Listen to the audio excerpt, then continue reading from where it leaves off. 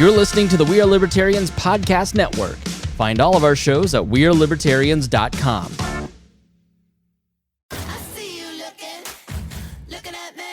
Can I have your attention, please? Yes, hi, Wanda Sykes here.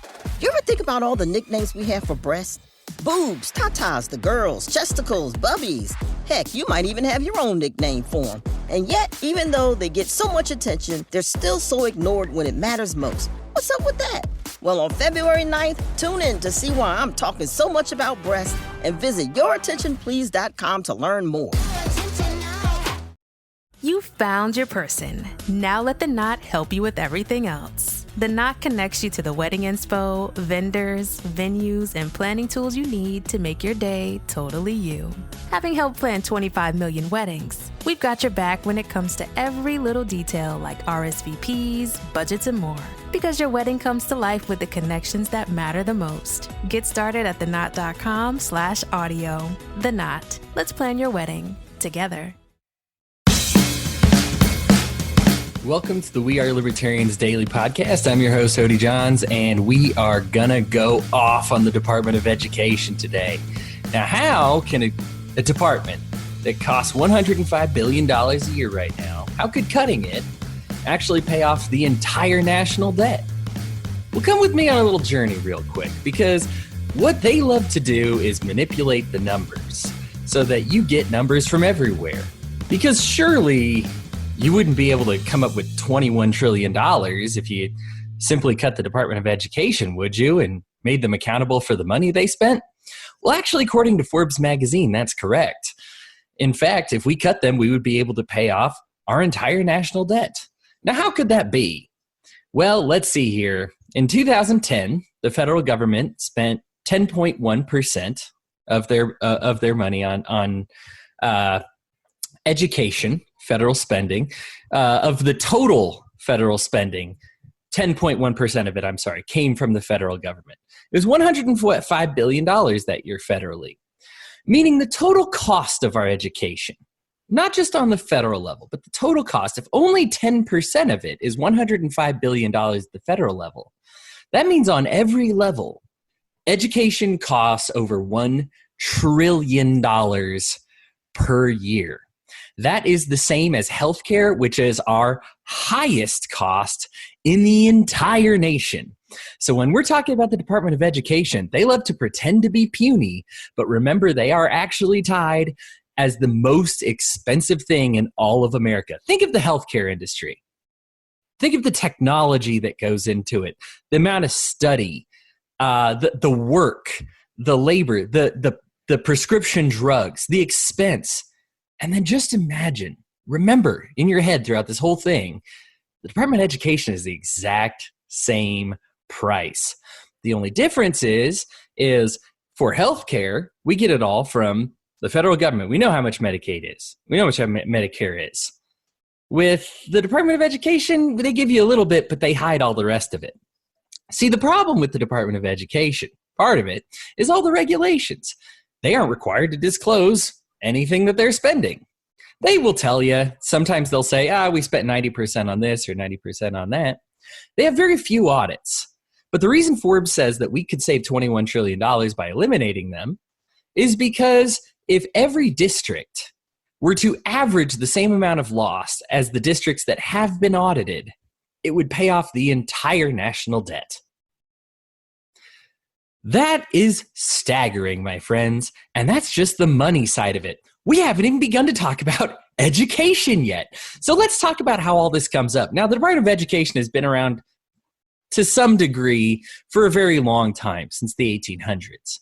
It used to be combined with the Department of Health, but of course, you know how they love to multiply and get multiple different departments there. And so they said, well, why combine it when we can just have, many different offices, many different departments. So of course it expanded and it's grown. But originally, these were the only reason the Department of Education existed in any capacity before 1976 was to make sure that there was land available. And the Department of Education would say, hey, this land isn't in use. We have some land. Let's use it for a school. Let's use it for the buildings. And so this Department of Education was designed to make sure that these places could be set aside. They were owned by the government, which I know we all hate. I'm not vouching for that. But I'm saying right now, not so bad, maybe. So this thing really doesn't get ugly in the early years. Yeah, there's some scandals. They overspend money. That's just government in general. But the really bad stuff begins in the 1970s. Now, in 1975, I want you to remember, let's put a pin in 1975.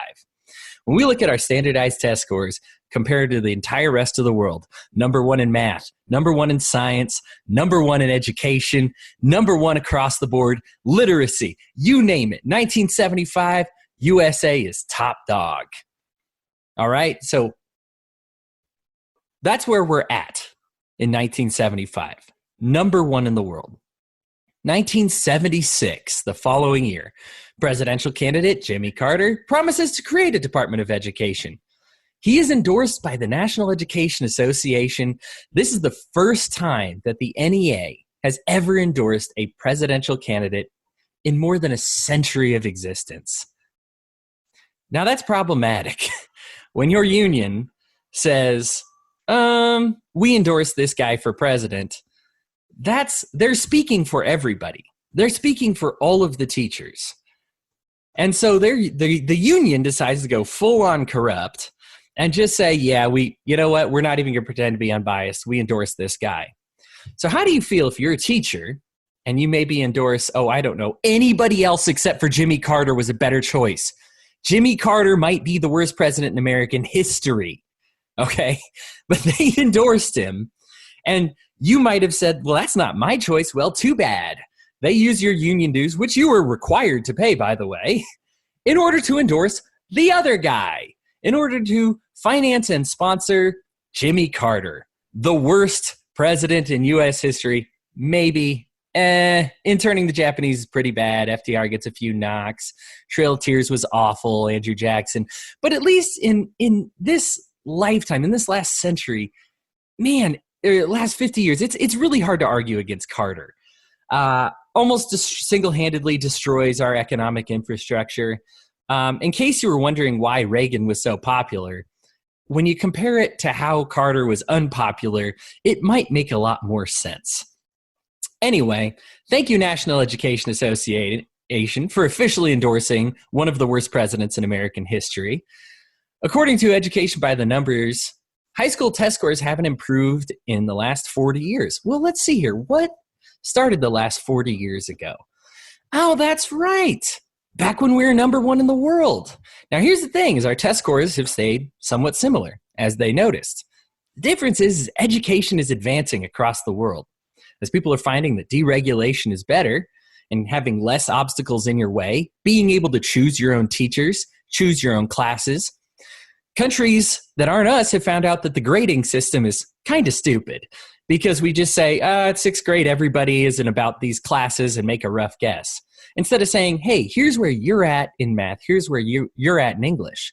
You would think tailor-making these things would be a slam dunk in the modern era. Oh, but of course there's all these regulations against putting school online. In fact, the Khan Academy has to pay a great deal to even be recognized as a place where you can get an education. And they're required to conform their standards to the same old 4th, 5th, 6th grade that is letting down the rest of the world, and they know it, but they're moving on, whereas we're staying the same. And there was a time we were number one in the world, and this system worked. But human ingenuity, we know we can get better. So their kids are getting smarter, and our kids are getting dumber. Unfortunately, when you compare to what we paid, we're actually paying a lot more than they are too. Yeah, at the national level, there's a few. I believe only Luxembourg is higher than us. But when you factor in that other 90% of the cost that we didn't talk about, we only look at the 10% from the federal part. But if we look at the local and the state budgets, we crush the whole rest of the world. And so we're not getting much bang for our buck because now we're 47th in math and and 38th in English in literacy. Just not good numbers. Again, our test scores have stayed the same, but while everybody else is improving, we've settled for staying the same because we keep doing the same thing. Well, why would we keep doing the same thing? Well, when you have a department that conforms everything, that says it has to stay the same, you don't progress. And so we go, as soon as we create this thing, we go from being number 1 in the world to number 50th pretty much. And it's getting worse, even though we're putting more money into it, even adjusted for inflation. Now, there were a lot of signs of this. Of course, it starts diminishing immediately because that's what happens when you have the government do anything. Look at the railway system, look at the road system, look at any of the other department rants that I have, and you'll understand that when the federal government takes over, they have no accountability, so things get worse. But they don't go downhill quite as bad as this. Education is a total travesty. 1991, the Senate investigation finds the federal student loan programs are plagued with fraud and abuse at every level. Oh, those sound like my words. I'm sorry. That's a quote. Plagued with fraud and abuse at every level. That's a Senate investigation. That's Congress investigating themselves and admitting they are plagued with fraud and abuse at every level. They've cost taxpayers billions of dollars. The investigation accuses the Department of Education of, quote again, gross mismanagement, ineptitude, and neglect. Annual losses from student loan programs rise from $448 million to $2.7 billion in 1990. Well, let's hear. How much is $2.7 billion in 1990? Well, gosh. If they only spent, let's hear, fast forward 20 years after that, and they only spend $100 billion on education, well, that would mean 3% of the money spent was actually fraud. But this is back in 1990, when they're only dealing with $50 billion for the Department of Education, which means that you're looking at about 6, 7, 8% what they found. This isn't even including what they didn't find. That 6% of it was fraud, was not real, was no good. 1994, the Department of Education admits that it's losing $3 billion, $4 billion annually to waste, fraud, and loan defaults in its college aid programs. Education Secretary Richard Riley calls the department's financial management worse than lax. One problem is the department wires billions of dollars each year to obscure trade schools based on undocumented claims about how many students are enrolled on federal scholarships. Well, gee, I thought that when I made something federal, they were supposed to take super good care of it. You're telling me the opposite is true? That the further you distance yourself, the individual, from a program, that they don't care as much about the security, about the accountability, about the bang for the buck? No, of course they don't. 2002, another major fraud operation is uncovered in the Department of Education. A career employee forged more than $600,000 of false overtime claims and steals hundreds of thousands of dollars worth of department's electronic equipment. Now, the important thing to remember from this was not an audit. This wasn't like, oh, we did an audit and found this guy. This guy got caught because he confessed. So if one guy confesses and he stole $600,000 of stuff, do you think maybe there's a couple more?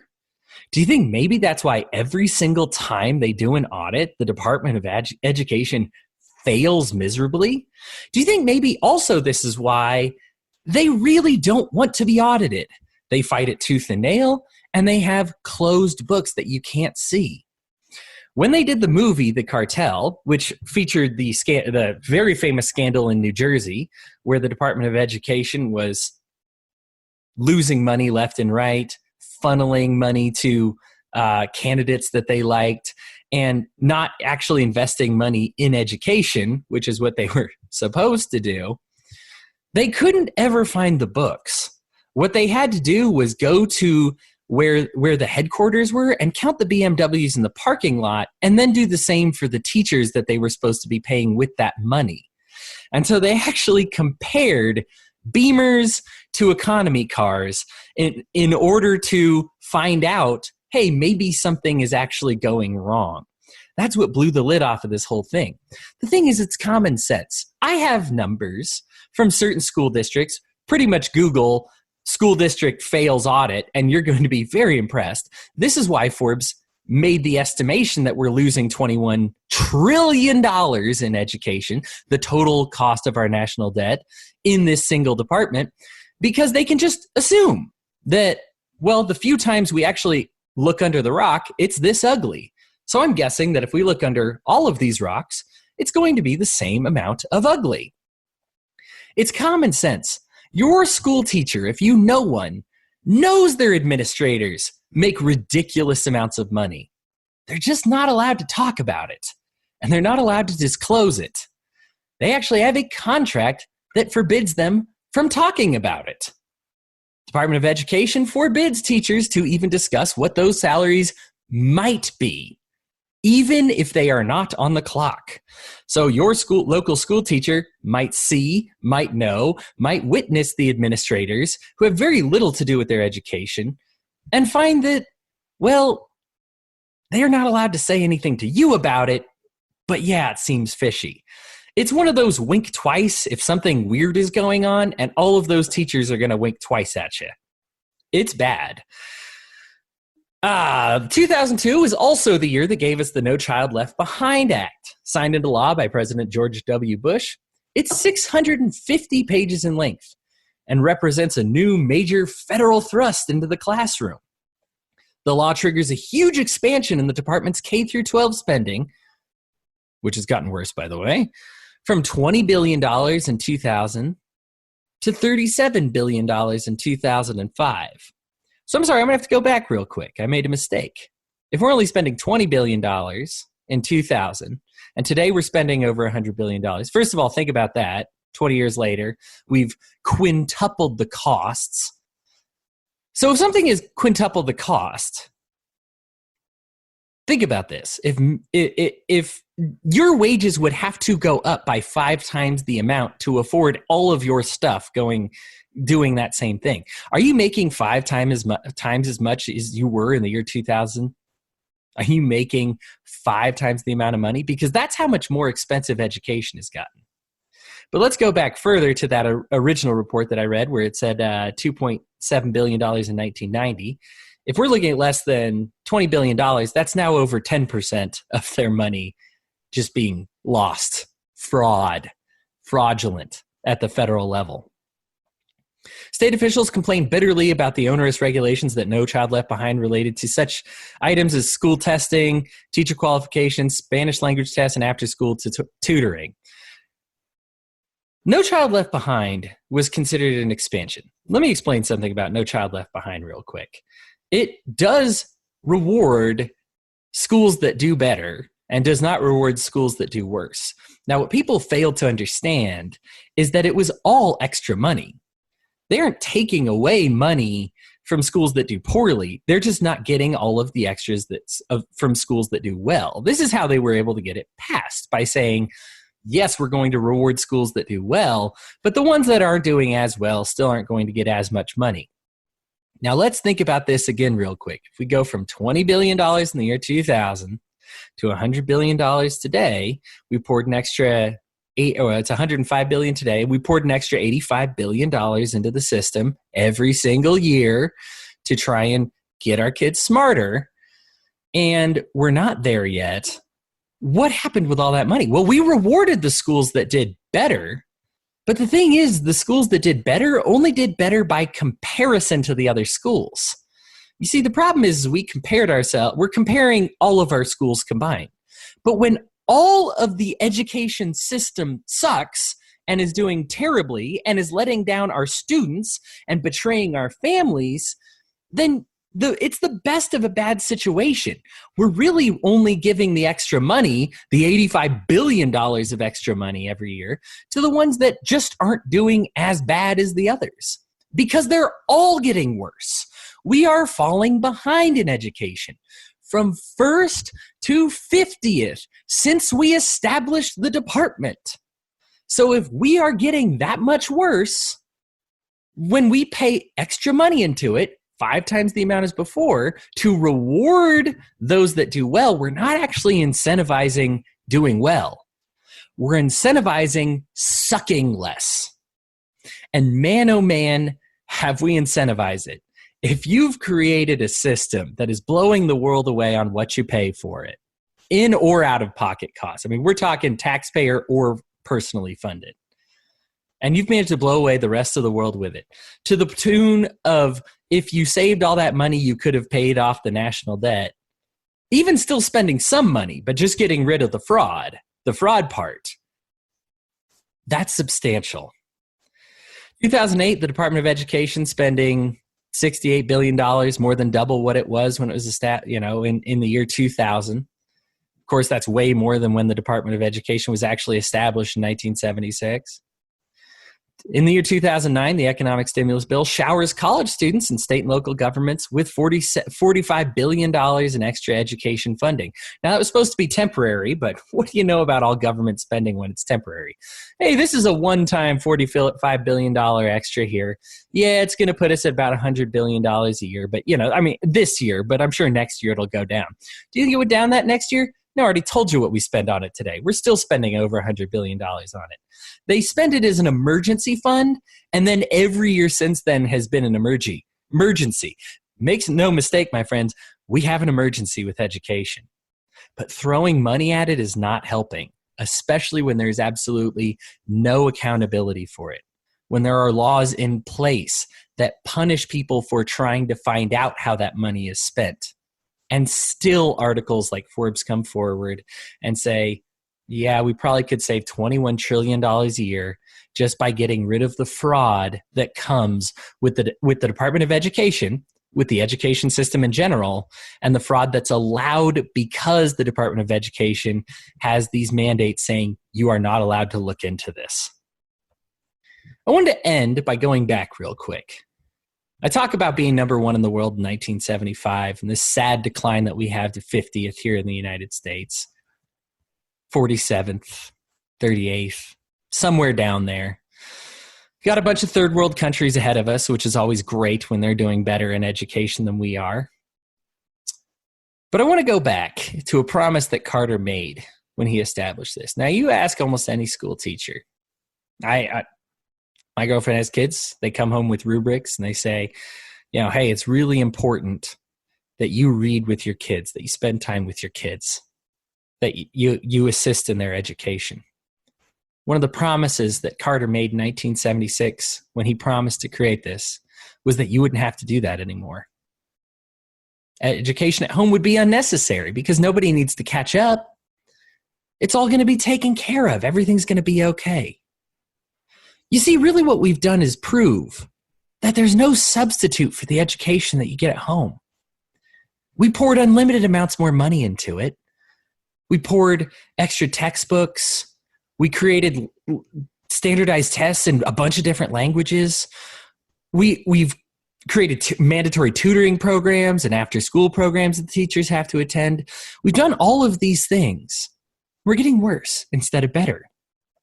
And teachers will tell you, almost unilaterally, that it's because parents aren't as involved with their child's education as they were before. The problem was you promised. You promised we wouldn't have to. Yeah, we give this extra money because money represents time. So we don't need to spend that time with our kids. One of the reasons our kids have probably gone downhill is because of a broken promise. Because they said, we trusted you to take care of it. And you never took care of it. The Department of Education doesn't just waste money. It's immoral. It's unethical. They don't care about education, and they are the worst enemies of education that this country or this planet has ever seen. The U.S. Department of Education is obscene, and it must be eradicated if we have any hope of progressing education in this country. It's simply in the way. If you can, do what you can, homeschool your kids, get out. Just get out. Doing nothing, unschooling, a whole program designed around not teaching your kids anything, is having better results than a government education program funded by all of the American taxpayers to the tune of the highest amount in the entire world is doing worse than teaching your kids nothing. Please join me. The Department of Education has to be eliminated for the sake of education. Until then, friends, thanks for tuning in and keep fueling the fires of liberty.